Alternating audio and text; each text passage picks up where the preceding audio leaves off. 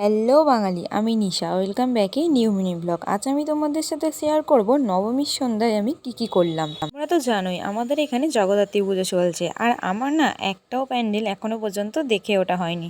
তাই প্রথমেই তো চলে গিয়েছিলাম এই প্যান্ডেলটা দেখতে। আর জগদ্ধাত্রী পুজোর ফিলিংস চন্দননগরের মতো আমাদের এখানেও কোনো কিছুতেই কিন্তু কম না। তোমরা এসে একবার চাইলে দেখে যেতে পারো। লোকেশনটা কিন্তু আচিপুর। আর সেদিন বেরিয়েছিলাম প্রায় অনেকটাই রাত্রে, তাই জন্য প্যান্ডেলগুলো প্রায় সবই ফাঁকা ছিল, যার জন্য ভালো করে কিন্তু ফটো ভিডিও ক্লিপগুলো আমি নিতে পেরেছি। আর প্রত্যেকটা প্যান্ডেলই কিন্তু অপরূপ সুন্দর হয়েছে।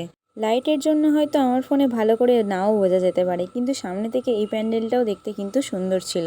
আর এই প্যান্ডেলের ভেতরে এই গাছটার মধ্যে ছিল অনেক মৌমাছি। আর দেখো, মৌমাছিগুলোকে কিন্তু দেখে মনে হচ্ছিল প্রায় আসলই, শুধু সাইজটা বড় ছিল।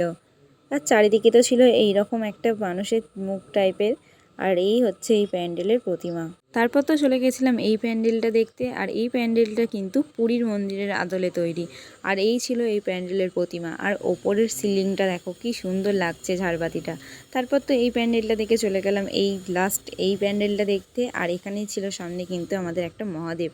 আর তারপরে তো ভিতরে ছিল নর্মালি একটা থার্মোকল দিয়ে ডেকোরেশন করা। আর এই ছিল ওই প্যান্ডেলের প্রতিমা। তোমাদের কেমন লাগলো অবশ্যই কিন্তু কমেন্টে জানিও। আর লাস্ট ছিল মেলায় ঘোরা। টুকিটাকি মেলায় ঘুরেই কিছু জিনিস কিনে তারপরে বাড়ি চলে এলাম। তো আজকের ব্লগটা এই পর্যন্তই। একটা লাইক করে দিও আর চ্যানেলটি কিন্তু সাবস্ক্রাইব করে দিও।